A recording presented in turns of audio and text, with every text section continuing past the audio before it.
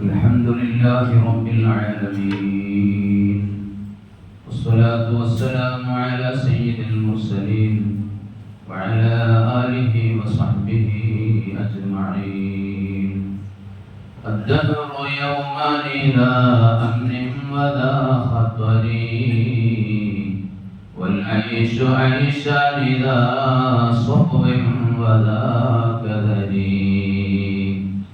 أما ترى البحر تعالى فوقه تيف وتستقر بأقصى قاعه الدرر وفي السماء نجوم لا عداد لها وليس يكسف إلا الشمس والقمر.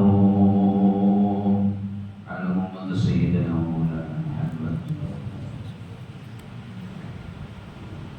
അല്ലാഹു സുബ്ഹാനഹു വ തആല നമ്മുടെ ഇഅ്തികാഫ്, നോമ്പും മറ്റ് എല്ലാ ആരാധനാ കർമ്മങ്ങളും നമ്മിൽ നിന്ന് കബൂലാക്കുമാറാകട്ടെ.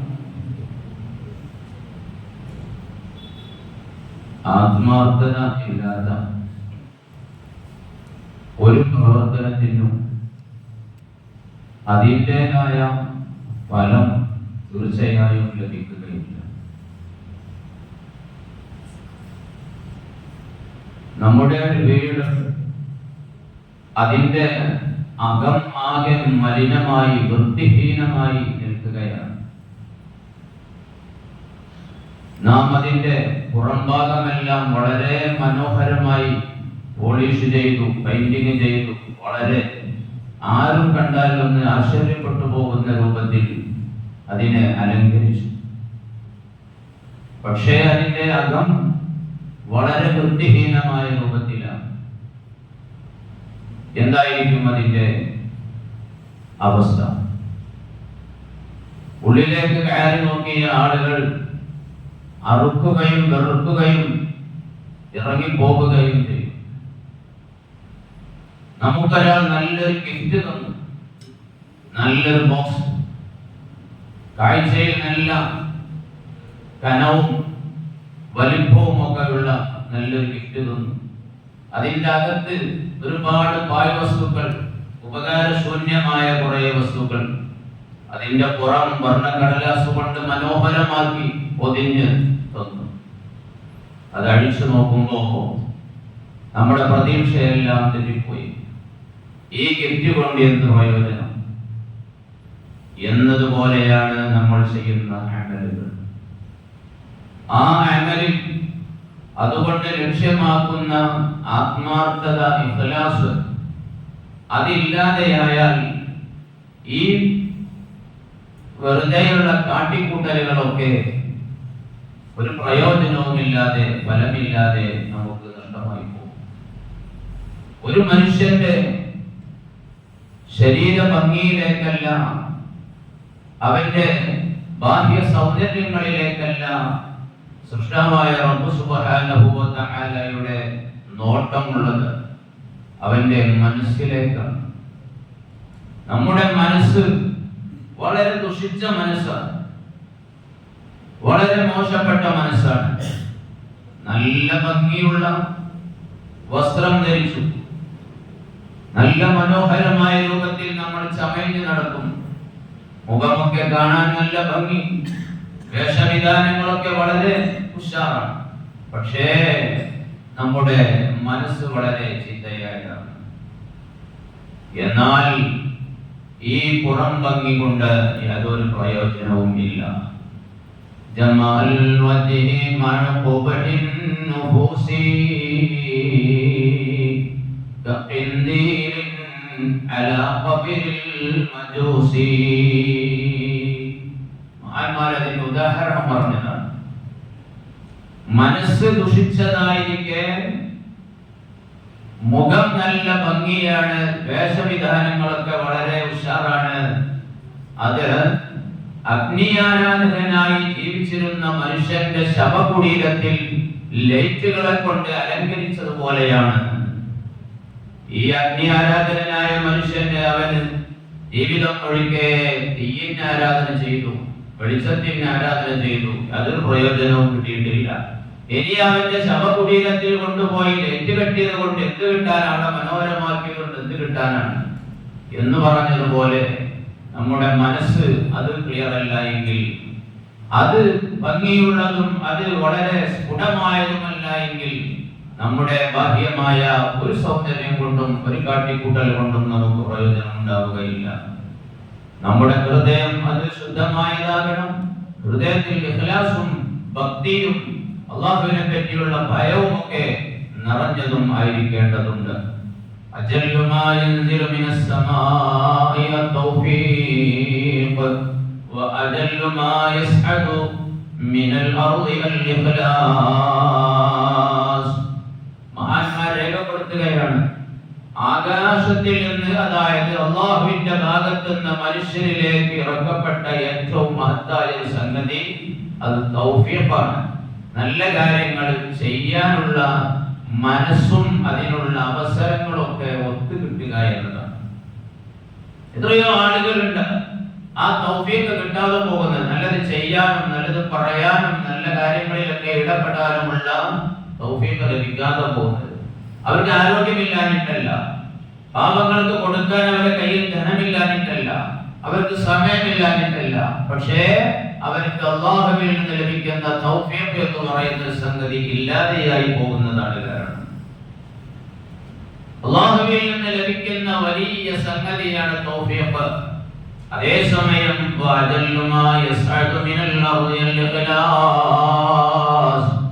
ഭൂമുഖത്ത് നിന്ന് ആദ്യമായി ഉയർത്തപ്പെടുന്ന ഏറ്റവും ശ്രേഷ്ഠമായ മഹത്തരമായ സംഗതി അത് ഇഖ്ലാസാകുന്നു.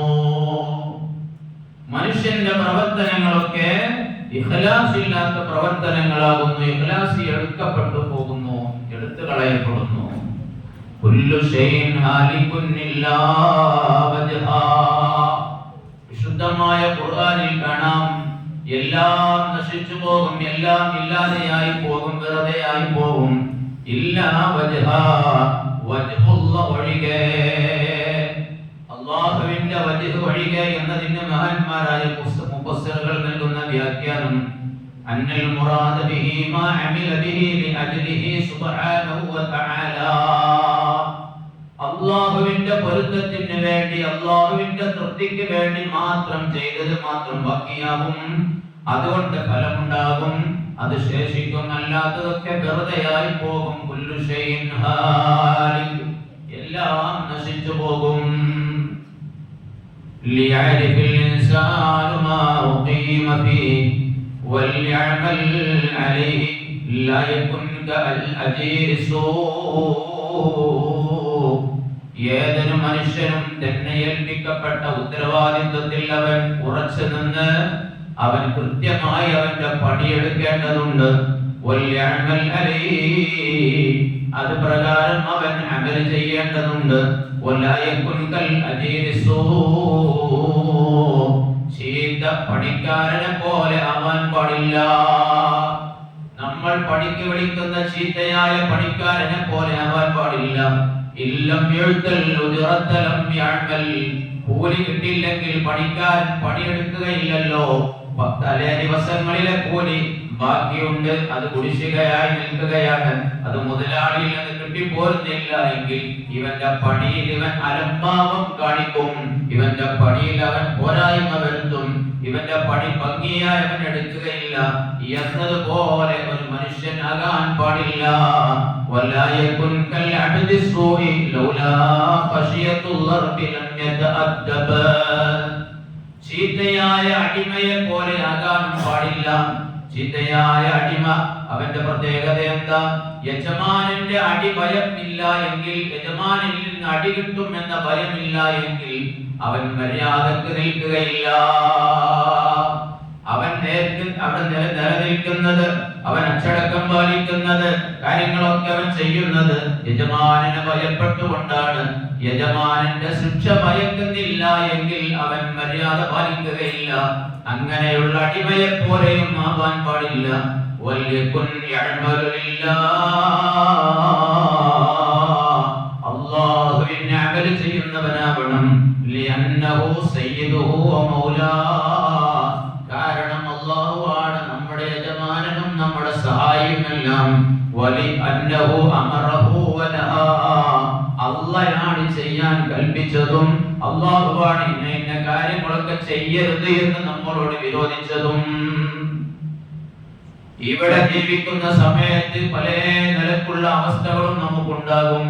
ഒരു ദിവസം സന്തോഷമാണെങ്കിൽ അടുത്ത ദിവസം നമുക്ക് ദുഃഖമായിരിക്കാം. നമുക്കിവിടെ റാഹത്ത് വരുന്ന സമയങ്ങൾ ഉണ്ടാകും, കഷ്ടപ്പാട് വരുന്ന സമയങ്ങൾ ഉണ്ടാകും. എല്ലാം അല്ലാഹുവിൽ നിന്നാണെന്ന് നമ്മൾ ഉൾക്കൊള്ളേണ്ടതുണ്ട്. അദ്ദഹറു യൗമാനിദാ അംനിൻ വലാ ഖത്വരി, കാലം ദിവസങ്ങൾ രണ്ട് രൂപത്തിലും ആയിരിക്കാം. വളരെ നിർഭയത്വമുള്ള ദിവസങ്ങൾ നമുക്കുണ്ടാവാം, ഒന്നും പേടിയില്ലാത്ത, ഒന്നിനെയും ഭയക്കാനില്ലാത്ത റാഹത്തുള്ള ദിവസങ്ങൾ ഉണ്ടാവാം. അതേസമയം പലതിനെയും ഭയക്കുന്ന ദിവസങ്ങളും സന്ദർഭങ്ങളും ഉണ്ടാവാം.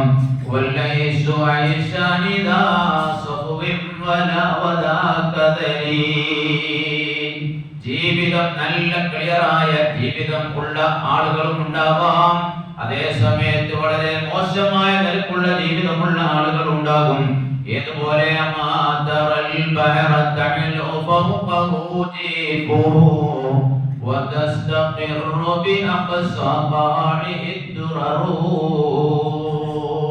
വിശാലമായ സമുദ്രം നമ്മൾ കണ്ടിട്ടില്ലേ?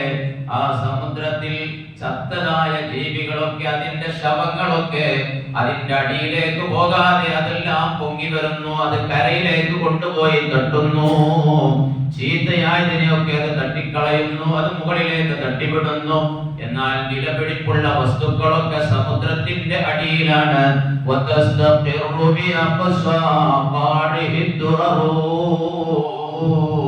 വിലമതിക്കാത്ത വലിയ മുത്തുകളും രത്നങ്ങളും ഒക്കെ കിടക്കുന്നത് കടലിന്റെ അടിയിലാണ്. എന്നതുപോലെ ചീത്തയായ സ്വഭാവങ്ങളും ചീത്തയായ കാര്യങ്ങളും ഒക്കെ നമ്മുടെ ജീവിതത്തിൽ നിന്ന്, നമ്മുടെ സ്വഭാവങ്ങളിൽ നിന്ന്, പ്രവർത്തനങ്ങളിൽ നിന്ന് നമ്മൾ ഒഴിവാക്കുകയും അതിന്റെ അമലിന്റെ കാമ്പ്, അതിന്റെ എല്ലാ ആത്മാർത്ഥതയും ഉൾക്കൊള്ളുന്നത് അത് നമ്മിൽ നിലനിൽക്കുകയും നമ്മുടെ ഹൃദയം ആ നിലക്കുള്ള ഹൃദയമായി വരികയും ചെയ്യണം എന്നതിന് ഇമാം ശാഫിഈ റഹ്മത്തുള്ളാഹി അലൈഹി പറഞ്ഞ വരികളാണിത്. വഫിസ്സമാഇ നുജൂമുൽ ലാ ഇദാദ ലഹാ വലൈസ യുഖ്സഫു ഇല്ല ശംസു വൽ ഖമറു. മനുഷ്യന്മാരിവിടെ എത്ര കണ്ട് നല്ലവരായി ജീവിക്കുന്നു, എത്ര ഉയരങ്ങളിലേക്ക് അവർ കയറി പോകുന്നുണ്ടോ, അവർക്കൊക്കെ പ്രയാസങ്ങൾ നേരിടും, ബുദ്ധിമുട്ടുകൾ നേരിടും. ഞാൻ ഒരുപാട് ഇബാദത്ത് ചെയ്യുന്നുണ്ട്, ഞാൻ ഒരുപാട് നല്ല കാര്യങ്ങൾ ചെയ്യുന്നുണ്ട്, എന്നിട്ടെന്താ എനിക്ക് പ്രയാസം എന്ന് തോന്നിപ്പോകരുത്. നന്നാകുന്നതിനനുസരിച്ചാണ് ഇബാദത്തുകൾ, കൂടുന്നതിനനുസരിച്ചും ഒക്കെയാണ് കഷ്ടപ്പാടുകളും ഒരുപക്ഷെ പരീക്ഷണങ്ങളും ഒക്കെ ഉണ്ടാവുക. അതിനാണ് ഇമാം ശാഫി തങ്ങൾ ഉദാഹരണം പറഞ്ഞത്. വാനലോകത്ത് എണ്ണിയാൽ തീരാത്ത നക്ഷത്രങ്ങളുണ്ട്, പക്ഷേ അതിലെ കൂട്ടത്തിലെ ഏറ്റവും ജ്വലിച്ചു കൊണ്ടിരിക്കുന്ന നക്ഷത്രങ്ങളായ സൂര്യനും ചന്ദ്രനും മാത്രമാണല്ലോ ഗ്രഹണം ബാധിക്കുന്നത്. നമുക്ക് കൂടുതലായി കാണാനും ദർശിക്കാനും കഴിയുന്ന പ്രകടമായ വലിയ നക്ഷത്രങ്ങളായ പകലുദിക്കുന്ന നക്ഷത്രം സൂര്യൻ, രാത്രി ഉദിക്കുന്ന വലിയ നക്ഷത്രം ചന്ദ്രൻ, ഇത് രണ്ടിനുമാണല്ലോ, അത് രണ്ടും വലുതായിട്ട് അത് രണ്ടിനുമാണല്ലോ ഗ്രഹണം ബാധിക്കുന്നത്. ആ ചെറിയതിനൊന്നും ഗ്രഹണം ഉണ്ടാകുന്നില്ലല്ലോ എന്ന് പറഞ്ഞതുപോലെ വലിയവർ വലിയവരാകുന്നതിനനുസരിച്ച് അല്ലാഹുവിന്റെ ഭാഗത്തു നിന്നുള്ള പരീക്ഷണങ്ങളും ഇടങ്ങേറുകളും ഉണ്ടാകും. അത് തിരിച്ചറിയുകയും അതിൽ ക്ഷമ പാലിക്കുകയും അതോടുകൂടെ വിജയം കൈവരിച്ച് അമലുകൾ ചെയ്ത് ജീവിതം വളരെ ഉഷാറാക്കുകയും ചെയ്യണം എന്നാണ് ഇമാം ശാഫി റളിയല്ലാഹു അൻഹു നമ്മെ ഉത്ബോധിപ്പിക്കുന്നത്. ചെയ്യുന്നത് എന്താണെങ്കിലും ഏത് പ്രവർത്തനമാണെങ്കിലും ഇഖ്ലാസിന് വേണ്ടിയാവണം. ബഹുമാനപ്പെട്ട അലി ഇബ്നു അബീ ത്വാലിബ് റളിയല്ലാഹു അൻഹു ദീനിന് വേണ്ടി, ഇസ്ലാമിന്റെ കാര്യങ്ങൾ, അതിന്റെ ബഹുമാനം ഹനിച്ചതിന്റെ പേരിൽ ഒരു അവിശ്വാസിയായ ആളെ ശിക്ഷിക്കാൻ വേണ്ടി, അയാളെ വെട്ടാൻ വേണ്ടി അലി ഇബ്നു അബീ ത്വാലിബ് റളിയല്ലാഹു അൻഹു അയാളുടെ കഴുത്തിന് നേരെ വാളങ്ങ് നീട്ടിയപ്പോ ആ ബഹുദൈവ വിശ്വാസിയായ മനുഷ്യൻ അലി റളിയല്ലാഹു അൻഹുവിന്റെ മുഖത്തേക്ക് കാർക്കിച്ചു തുപ്പി. ഇയാളുടെ കഴുത്തിലേക്ക് വാൾ നീട്ടുന്ന സന്ദർഭത്തിൽ അലി റളിയല്ലാഹു അൻഹുവിന്റെ മുഖത്തേക്ക് കാർക്കിച്ചു തുപ്പി. നമ്മളാണെങ്കിൽ എന്താ ചെയ്യുക? ഒരു വെട്ട് വെട്ടാനൊരുങ്ങിയവനെ 10 വെട്ട് തുടരെ വെട്ടുകയല്ലേ ചെയ്യുക? എന്താ നീയന്റെ മുഖത്തേക്ക് തുപ്പുകയോ? നമ്മുടെ വികാരം ഇളകും, നമ്മൾ പ്രകോപിതരാകും. അലി റളിയല്ലാഹു അൻഹു അയാൾക്ക് നേരെ ഉയർത്തിയ തന്റെ വാളങ്ങ് താഴ്ത്തിക്കളഞ്ഞു. അലി റളിയല്ലാഹു അൻഹു തന്റെ മുഖം തുടച്ച് വൃത്തിയാക്കി. എന്നിട്ട് ബഹുമാനപ്പെട്ടവർ അല്ലാ ജദ്ദദനിയതഹു ഖശിയത അൻ യദ്രിബഹു ഇന്തിഖാമൻ ലിനഫ്സിഹി ലിമാ ഫഅല ഫീ വജ്ഹിഹി. ആ സമയത്ത് ഇനി അയാളെ വെട്ടുന്നത് തന്നെ പ്രകോപിപ്പിച്ചതിന്റെ പേരിൽ ആയി മാറുമോ എന്ന് ഭയപ്പെട്ടുകൊണ്ട് വാൾ താഴെ വെച്ച് ആ അദ്ദേഹത്തിനെ വെട്ടാനുള്ള ശ്രമത്തിൽ നിന്ന് പിന്തിരിഞ്ഞു. ഇതാണ് നിയ്യത്ത്, വലിയ പവർ, ഇഖ്ലാസ്. ഇതാണ് ഇനി ഞാൻ വെട്ടുന്നത് എന്റെ വികാരത്തിന് കൂടി ആയിരിക്കും, എന്നെ പ്രകോപിപ്പിച്ചതിനുള്ള പ്രതികാരം കൂടിയായി മാറുമോ എന്ന് ഭയപ്പെട്ടത് കൊണ്ടാണ്. മഹാന്മാരായ ഒരുപാട് മഹത്തുക്കളുടെ ചരിത്രം ഇതേപോലെ നമുക്ക് കാണാം. കിതാബുസ് സുബദി എന്ന് പറയുന്ന ശാഫിഈ മദ്ഹബിലെ കർമ്മശാസ്ത്ര വിധികളൊക്കെ മസ്അലകളൊക്കെ പറയുന്ന ഗ്രന്ഥമുണ്ട്. കിതാബുസ് സുബദി, അതിന്റെ രചയിതാവാണ് ഇബ്നുൽ ഇസ്ലാം. ഹിജ്റ 773 ജനിച്ചവരാണ്. ബഹുമാനപ്പെട്ടവർ ഒരു ദിവസം ഒരു കപ്പലിൽ ഒരു സംഘം ആളുകളോടുകൂടെ യാത്ര ചെയ്തുകൊണ്ടിരിക്കുമ്പോൾ ഒരുപാട് സഹയാത്രികർ കപ്പലിലുണ്ട്. തന്റെ കൂടെ വന്നവരല്ലാത്തവരുമുണ്ട്. ബഹുമാനപ്പെട്ടവർ അതിൽ ഒരാളായി അതിൽ യാത്ര ചെയ്തുകൊണ്ടിരിക്കുമ്പോൾ وكانوا في قصد واكل وشرب وهو في شغل عنه بالتصريف. കപ്പലിലുള്ള ആളുകളൊക്കെ നല്ല സന്തോഷത്തിലും ഹാപ്പിയിലും അവർ നല്ല ആഹാരങ്ങളൊക്കെ കഴിച്ചുകൊണ്ടിരിക്കുന്നതിലുമാണ്. ആ സന്ദർഭത്തിൽ ഇബ്നുൽ ഇസ്ലാം റഹിമഹുല്ലാഹ് ബഹുമാനപ്പെട്ടവർ അതൊന്നും ചിന്തിക്കാതെ ഗ്രന്ഥരചനയിലാണ്, ഗ്രന്ഥം രചിച്ചു കൊണ്ടിരിക്കുകയാണ്. ഇസ്ലാമികമായ ശരീഅത്തിന്റെ നിയമങ്ങൾ പ്രതിപാദിക്കുന്ന കിതാബ് എഴുതിക്കൊണ്ടിരിക്കുകയാണ്.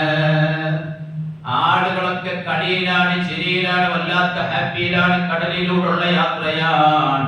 അങ്ങനെയിരിക്കെ അതിന്റെ പൂർത്തീകരണം നടക്കുകയാണ്. യാത്രയിൽ തന്നെ അതിന്റെ കിതാബ് രചന പൂർത്തീകരിച്ച് ബഹുമാനപ്പെട്ടവർ ആളുകൾ കാണേ അതിന്റെ ആ കിതാബിന്റെ മുകൾ ഭാഗത്തൊരു കല്ലും അടിഭാഗത്തൊരു കല്ലും വെച്ച് അതിനെ കെട്ടിയിട്ട് അതാ കടലിലേക്ക് ഇടാൻ ഒരുങ്ങുകയാണ്. അത്ര നേരം പണിയെടുത്ത് വലിയ ശ്രമം നടത്തി ഉണ്ടാക്കിയ കിതാബ് കടലിലേക്ക് ഇടാൻ വേണ്ടി ഒരുങ്ങുമ്പോ കണ്ടു നിന്ന ആളുകളൊക്കെ, കൂടെയുള്ള സഹയാത്രികരൊക്കെ പറഞ്ഞു, എന്ത് പണിയാ നിങ്ങൾ ചെയ്യുന്നത്? എന്ത് പാഴി വേലയാ നിങ്ങൾ എടുക്കുന്നത്? എത്രയാ നിങ്ങൾ ഇതിനു വേണ്ടി കഷ്ടപ്പെട്ടത്? ഞങ്ങളൊക്കെ പലതും ചെയ്തപ്പോ നിങ്ങൾ അതൊന്നും മെയിൻറ്റെയിൻ ചെയ്യാതെ നിങ്ങൾ ഈ പണിയിൽ മാത്രമായിരുന്നു. എന്നിട്ട് ഈ അധ്വാനം മുഴുവൻ നിങ്ങൾ കടലിൽ ഒഴിക്കുകയാണോ? അരുത് എന്ന് പറഞ്ഞപ്പോ ബഹുമാനപ്പെട്ട ഇബ്നുൽ ഇസ്ലാം റഹിമഹുല്ലാഹ് അവരോട് പറയുന്നു, ഹല്ലൂനി ഇൻകാന തുസ്രിഫി ഖാലിസൻ ലിവജ്ഹില്ലാഹി ഫലാ യദുറുൽ മാ. ഞാൻ ഈ എടുത്ത പണി, ഈ ഗ്രന്ഥം രചിച്ചത് അല്ലാഹുവിന്റെ വജ്ഹിന് വേണ്ടി മാത്രമാണ് എങ്കിൽ, അല്ലാഹുവിന്റെ പൊരുത്തം മാത്രമാണ് ഇത് രചിക്കുമ്പോൾ എന്റെ മനസ്സിൽ ഉണ്ടായിരുന്നത് എങ്കിൽ, അല്ലാഹു തആല അത് സ്വീകരിച്ചിട്ടുണ്ട് എങ്കിൽ എന്റെ കിതാബിനൊന്നും സംഭവിക്കുകയില്ല. എന്നെ നിങ്ങൾ തടയരുത്. ഹല്ലൂനി, എന്നെ നിങ്ങൾ തടയല്ല, ഞാനിത് വെള്ളത്തിലേക്ക് ഇടുകയാണെന്ന് പറഞ്ഞ് ആളുകളൊക്കെ നോക്കി നിൽക്കെ ബഹുമാനപ്പെട്ടവർ തന്റെ കിതാബ് വെള്ളത്തിലേക്ക് ഇട്ടു. സുബ്ഹാനല്ലാഹ്, ബഹുമാനപ്പെട്ടവരുടെ ഇഖ്ലാസിന്റെ പവർ അല്ലാഹു തആല സ്വീകരിക്കുകയാണ്. ആ രണ്ട് ഭാഗത്തും കല്ല് വെച്ച് കെട്ടിയ കിതാബ് അടിയിലേക്ക് കണ്ടുപോവാതെ അത് തിരമാലകളെ തട്ടി തട്ടി തട്ടി അതാ അങ്ങനെ കരയിലേക്ക് കൊണ്ടിടുകയാണ്. ആ കിതാബ് ചെന്ന് കരക്കടിഞ്ഞ സ്ഥലത്ത് മത്സ്യബന്ധനം നടത്തുന്ന ഒരു കൂട്ടം ആളുകൾ ഉണ്ടായിരുന്നു. അവരുടെ വലയിൽ അകപ്പെട്ടു. അവരുടെ വലയിൽ അകപ്പെട്ടു. അവരതെടുത്തു.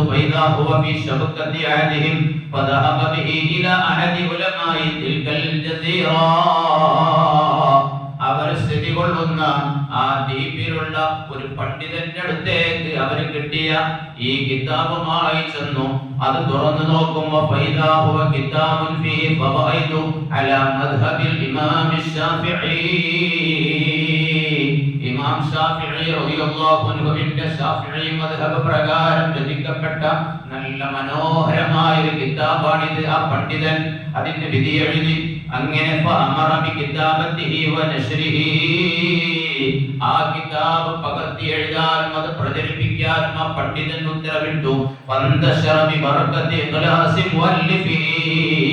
അതിന്റെ രചയിതാവിന്റെ ഇഖ്ലാസിന്റെ പവർ കൊണ്ട് ആ കിതാബ് ലോകപ്രസിദ്ധമായി. കിതാബുസ് സുബദ് ഷാഫി മദ്ഹബിലെ കിതാബാണ്. അവർ ദറജ അല്ലാഹു തആല ഉയർത്തി കൊടുക്കട്ടെ. അങ്ങനെയായിരുന്നു കഴിഞ്ഞുപോയ മഹത്തുക്കളും മുഴുവനും ഉണ്ടായിരുന്നത്. നമ്മളൊക്കെ ചെയ്യുന്ന അമലൊക്കെ ആരോഗ്യ കാണാൻ വേണ്ടി, എന്തൊക്കെയോ ഭൗതിക ലക്ഷ്യത്തിന് വേണ്ടി, എന്തിനേറെ റസൂലുള്ളാഹി സ്വല്ലല്ലാഹു അലൈഹി വസല്ലം തങ്ങൾ പറഞ്ഞില്ലേ, ആഖിർ സമാനാകുമ്പോൾ ഹജ്ജ് ഉംറകൾ പോലും ജനങ്ങളുടെ അടുക്കലുള്ള സ്ഥാനമാനങ്ങൾക്കും മറ്റുമൊക്കെയായി മാറും. ഇഖ്ലാസില്ലാതെ ഒരുപാട് അധ്വാനം സഹിച്ചുകൊണ്ട്, ഒരുപാട് സമ്പത്ത് നഷ്ടപ്പെടുത്തിക്കൊണ്ട്, ഒരുപാട് ദിവസങ്ങൾ ശ്രമം നടത്തിക്കൊണ്ട് മനുഷ്യർ നടത്തുന്ന ഹജ്ജ് യാത്ര പോലും, ഉംറകൾ പോലും ഇഖ്ലാസില്ലാത്ത അമലാകുമെന്ന് സയ്യിദുനാ റസൂലുള്ളാഹി. إذا كان آخر الزمان خرج الناس للحج 4 أصناف. ആഖിർ സമാനാകുമ്പോൾ ഹജ്ജിന് പോകുന്ന ആളുകൾ 4 രൂപത്തിലായിരിക്കും. സലാത്തീനുഹും ലിന്നുസ്ഹാ. ഭരണാധികാരികളായ അധികാരമുള്ള ആളുകൾ ഹജ്ജിന് പോകുന്നത് വിനോദമായിട്ടാണ്. ഒരു വിനോദയാത്ര എന്ന നിലക്കാണ് അവരൊക്കെ പോകുന്നത്. ധനികരായ ചില ആളുകളൊക്കെ പോകുന്നത് ബിസിനസ് കണ്ണുമായിട്ടാണ്. ഏതെങ്കിലും തരത്തിലുള്ള സാമ്പത്തിക ലാഭം മാത്രം ഉദ്ദേശിച്ചുകൊണ്ടാണ്. പാവപ്പെട്ട ആളുകൾ എങ്ങനെയൊക്കെയോ പണമുണ്ടാക്കി പോകുന്നത് അവിടെ പോയി യാചന നടത്താൻ വേണ്ടിയാണ്. അതേസമയം പണ്ഡിതന്മാർ ഒരുപാട് ആളുകൾ പോകും പ്രശസ്തിക്ക് വേണ്ടി, പേര് കിട്ടാൻ വേണ്ടി. ബഹുമാനപ്പെട്ട ഇമാം ഗസാലി റഹ്മഹുല്ലാഹ് തന്റെ ഹിയലിൽ ഈ ഹദീസ് ഉദ്ധരിച്ചിട്ടുണ്ട്. ബഹുമാനപ്പെട്ട ശൈഖ് അബ്ദുല്ലാഹിൽ ഹദ്ദാദ്, ഞാൻ ചുരുക്കുകയാണ്, അബ്ദുല്ലാഹിൽ ഹദ്ദാദ് റഹിമഹുല്ലാഹ് നമ്മൾ എല്ലാ ദിവസവും ചൊല്ലുന്ന നമ്മുടെ ബിർദാണല്ലോ ഹദ്ദാദ് റാത്തീബ്. ആ ഹദ്ദാദ് റാത്തീബിന്റെ ക്രോഡീകരിച്ച ബഹുമാനപ്പെട്ട മഹാൻ അബ്ദുല്ലാഹിൽ ഹദ്ദാദ് തങ്ങൾ ബഹുമാനപ്പെട്ടവരുടെ അടുത്ത ഒരു ദിവസം ഒരാൾ വന്നുകൊണ്ട് ചോദിക്കുകയാണ്, ഞാനൊരു പള്ളി നിർമ്മിക്കട്ടെയോ, എനിക്കൊരു പള്ളി അല്ലാഹുവിന് വേണ്ടി നിർമ്മിക്കട്ടെയോ?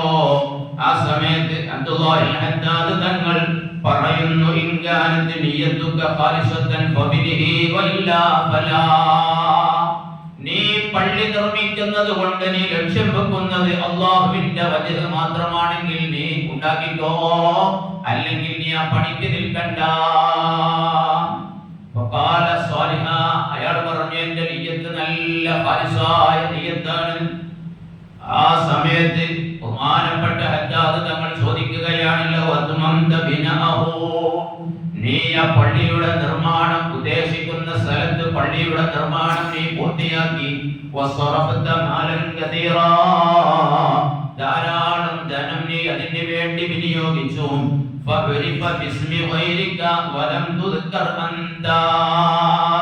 പള്ളിയൊക്കെ പണി കഴിഞ്ഞു, പള്ളിയുടെ ഉദ്ഘാടനം നടന്നു. അപ്പോഴോ അതാ പള്ളി പിന്നെ അറിയപ്പെടുന്നത് നിന്റെ പേരിലല്ല, അതിനു വേണ്ടി ധനം മുഴുവൻ ചെലവഴിച്ച് അത് പണി കഴിപ്പിച്ച നിന്റെ പേരിലല്ല. നീ ഉണ്ടാക്കിയ പള്ളി അറിയപ്പെടുന്നത് വേറെ ആരോ പേരിലാണ് പള്ളി അറിയപ്പെടുന്നത് എങ്കിൽ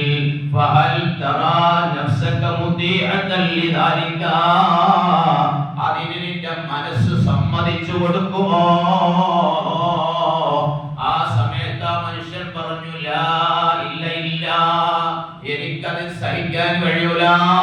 എനിക്കത് പൊരുത്തപ്പെടാൻ കഴിയില്ല. ഞാൻ എന്റെ ധനമൊക്കെ ചെലവഴിച്ചു, സ്വന്തം റിസ്ക് എടുത്തുകൊണ്ട് പള്ളി ഉണ്ടാക്കിയിട്ട് അത് പിന്നെ വേറെ ഒരാളുടെ പേരിൽ അറിയപ്പെട്ടാൽ എനിക്കത് സഹിക്കൂല. തങ്ങൾ പറഞ്ഞു, എങ്കിൽ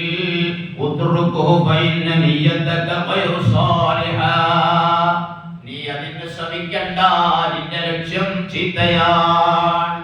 ഖാലിസായ ശരിയായ നിയ്യത്തല്ല നിന്റെ നിയ്യത്ത്, നീ പള്ളി ഉണ്ടാക്കേണ്ട. നാം ഒന്ന് ആലോചിക്കുക, ഇങ്ങനെയുള്ള ഓരോരോ ഉദാഹരണങ്ങൾ എടുത്തു നോക്കുമ്പോൾ നമ്മുടെ ജീവിതത്തിൽ ചെയ്യുന്ന പലതരത്തിലുള്ള പ്രവർത്തനങ്ങൾ ഇഖ്ലാസിന് വേണ്ടി മാത്രമാകുന്നുണ്ടോ? അല്ലാഹുവിന്റെ പൊരുത്തത്തിന് വേണ്ടി മാത്രമാകുന്നുണ്ടോ? 5 നേരത്തെ ജമാഅത്തുകളിൽ പങ്കെടുക്കുന്നത്, എപ്പോഴെങ്കിലും എന്തെങ്കിലുമൊക്കെ ദാനധർമ്മങ്ങൾ നിർവഹിക്കുന്നത്, ഏതെങ്കിലുമൊക്കെ നല്ല നല്ല പ്രവർത്തനങ്ങൾ ചെയ്യുന്നത്, അതിലൊക്കെ ഏതെങ്കിലും വിധേന വല്ല ലോകമാന്യത്തിന്റെയും ലാഞ്ചന വരുന്നുണ്ടോ എന്ന് നമ്മൾ ശ്രദ്ധിക്കേണ്ടതാണ്. ചെറിയ ഒരു സംഭവം കൂടി പറഞ്ഞ് അവസാനിപ്പിക്കുകയാണ്. മഹാന്മാരിൽപ്പെട്ട ഒരു മഹാൻ 40 കൊല്ലക്കാലം ജമാഅത്ത് നിസ്കാരത്തിൽ ബഹുമാനപ്പെട്ട പണ്ഡിതനായ സ്വലിഹായ ആ മനുഷ്യൻ 40 കൊല്ലക്കാലം ജമാഅത്ത് ഒന്നാമത്തെ സഫിൽ തന്നെ നിന്നുകൊണ്ട് നേരത്തെ വന്ന് ഒന്നാമത്തെ സഫിൽ സ്ഥലം പിടിച്ച് ഒന്നാമത്തെ സഫിൽ തന്നെ നിന്നുകൊണ്ട് നിസ്കരിക്കുകയാണ്. സുബ്ഹാനല്ലാഹ്. ഒരു ദിവസം ഫതഖല്ലഫ യൗമ, എന്തോ കാരണത്താൽ അല്പം വൈകിപ്പോയി. 40 കൊല്ലമായി മുടങ്ങാത്ത ഒന്നാമത്തെ സ്വപ്നിലെ തന്റെ സ്ഥാനം കിട്ടിയില്ല.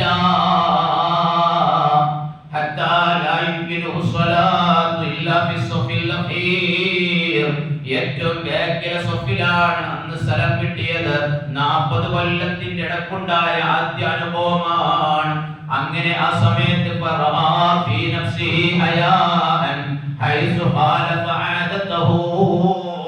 അയാളുടെ മനസ്സിൽ ചെറിയൊരു ലജ്ജ വന്നുപോയി, ഒരു നാണം വന്നുപോയി. പടച്ചോനെ, ഈ പള്ളിയിൽ 40 കൊല്ലമായി എല്ലാവരും എന്നെ കാണുന്നത് ഒന്നാമത്തെ സഫിൽ മുൻനിരയിൽ തന്നെയാണ്. ഇന്ന് ഞാൻ ബാക്കിലായി പോയല്ലോ. എനിക്ക് എന്നെ പറ്റി ആളുകൾ എന്താണ് വിചാരിക്കുക? ഞാൻ എന്തേ ഇന്ന് ബാക്കിലായി എന്ന് ആളുകൾ ചിന്തിക്കൂലേ എന്ന് അയാൾക്ക് തന്റെ മനസ്സിൽ ചെറിയൊരു നാണം തോന്നിപ്പോയി.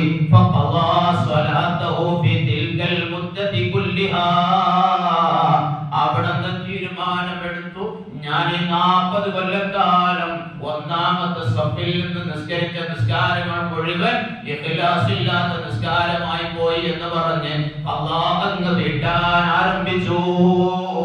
40 കൊല്ലത്തെ നിസ്കാരം അങ്ങനെ ഖളാ വിട്ടാൻ തുടങ്ങി. ഇതായിരുന്നു മഹാന്മാരായ മുൻകഴിഞ്ഞു പോയ ആളുകളൊക്കെ. മഹാന്മാരായ സ്വഹാബത്ത്, താബിഈകൾ, അയിമ്മത്ത്, ഇവരൊക്കെ ഇങ്ങനെ വലിയ ഇഖ്ലാസിന്റെയും വളരെ വലിയ ആത്മീയതയുടെ ഒക്കെ ഉടമകളായിരുന്നു. അവരുടെയൊക്കെ ബറക്കത്ത് കൊണ്ട് അല്ലാഹു തആല നമ്മയൊക്കെ സ്വാലിഹീങ്ങളിൽ ഉൾപ്പെടുത്തി തരട്ടെ. അല്ലാഹുവേ, ഞങ്ങൾ ചെയ്യുന്ന എല്ലാ ഇബാദത്തിലും ഞങ്ങൾക്ക് നീ ഇഖ്ലാസ് തരണേ അല്ലാഹ്. അല്ലാഹുവേ, ഞങ്ങളുടെ ഹൃദയങ്ങൾ നീ ശുദ്ധിയാക്കണേ അല്ലാഹ്. ഞങ്ങളുടെ മനസ്സിനെ നീ ക്ലിയർ ആക്കണേ അല്ലാഹ്.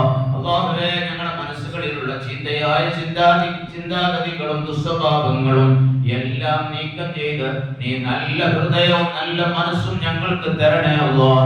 റഹ്മാനുർ റഹീമീനായ ചെയ്യുന്ന അമലുകളൊക്കെ പരിപൂർണ്ണ ഇഖ്ലാസ് ഉള്ളതാക്കണേ അല്ലാഹ്. പരിപൂർണ്ണ ഇഖ്ലാസ് ഉള്ളതാക്കണേ അല്ലാഹ്. അല്ലാഹുവേ, ഞങ്ങളുടെ അറിവ് കേട് മുഖേന സംഭവിക്കുന്ന തെറ്റുകുറ്റങ്ങൾ അല്ലാഹുവേ, അതെല്ലാം ഞങ്ങൾക്ക് അഫ്വ് നൽകണേ അല്ലാഹ്. പടച്ചവനെ, ഞങ്ങളുടെ അമലിലുള്ള പോരായ്മകളൊക്കെ പരിഹരിച്ച് അല്ലാഹ് എല്ലാം നീ ഖബൂലാക്കണേ അല്ലാഹ്. പടച്ചവനെ, റഹ്മാനായ റബ്ബേ, ഈ മഗ്ഫിറത്തിന്റെ 10ന്റെ അവസാന ദിനങ്ങളിലാണ് അല്ലാഹുവേ നീ മഗ്ഫിറത്ത് കൊടുത്ത നിന്റെ അടിമകളിൽ ഞങ്ങളെയും ഞങ്ങളുമായി ബന്ധപ്പെട്ട എല്ലാവരെയും നീ ഉൾപ്പെടുത്തണേ അല്ലാഹ്. പടച്ചവനെ, ഞങ്ങൾ ഇന്നൊക്കെ മരിച്ചുപോയവർക്ക് നീ മഗ്ഫിറത്ത് നൽകണേ അല്ലാഹ്. അവരെ ഖബർ നീ വിശാലമാക്കണേ അല്ലാഹ്. അവർക്ക് സ്വർഗ്ഗം നൽകണേ അല്ലാഹ്. അവരുടെ ഖബറിൽ വല്ല അദാബുകളും ഫിത്നാത്തുകളും ഉണ്ടെങ്കിൽ എല്ലാം നീ നീക്കി കൊടുത്ത് സ്വർഗീയ സുഖങ്ങൾ നീ നൽകണേ അല്ലാഹ്. റബ്ബേ, ربنا تقبل منا إنك أنت السميع العليم وتب علينا إنك أنت التواب الرحيم برحمتك يا أرحم الراحمين بفضل صلى الله على محمد صلى الله عليه وسلم صلى الله على محمد صلى الله عليه وسلم اللهم صل على محمد يا رب صل عليه وسلم